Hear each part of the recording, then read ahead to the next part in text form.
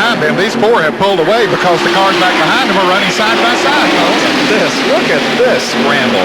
Man, oh man.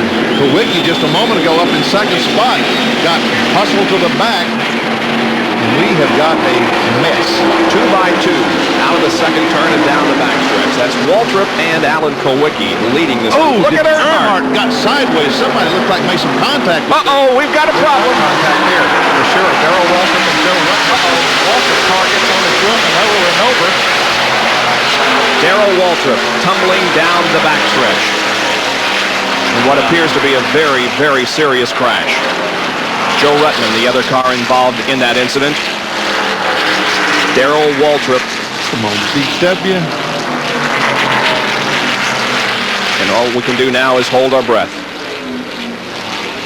It looked like the car was going to slide through the grass there and be okay, but then I don't know if it crossed some pavement or something. It dug in. Yes, Ned, it caught a road over there, and it just... And when the car got slightly in the air, then it just went on over. The air got underneath it, and it began to overturning several times.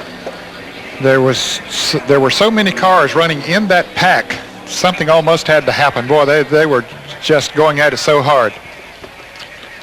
That we see Darrell. He's down on the inside of Kowicki, and Joe Ruttman right behind him. Now here comes Earnhardt.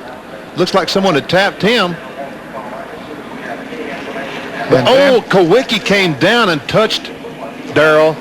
Threw him back into Ruttman. Ruttman gets in the side of him. And then here's the road they hit. Yep. When he hits the road, it gets him airborne, and the car starts over. Of course, he was being pushed by the car number 75. That was just a circumstance there. There was certainly nothing aerodynamic that caused that crash. When they went over that paved road, which is part of the road course, that's when the car got airborne and began to flip. Here's another angle.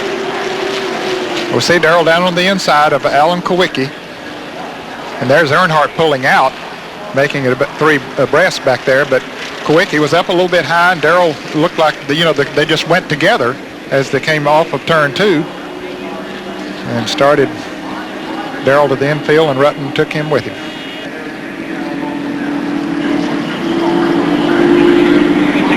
Car rolled over 5 or 6 times and came to rest on its side. Well, there's DW on the stretcher. He has his hands folded. Last week when Tommy Kendall had that crash at Watkins Glen, the greatest thing that we saw that afternoon was Tommy waved to the crowd as he was being loaded in the ambulance.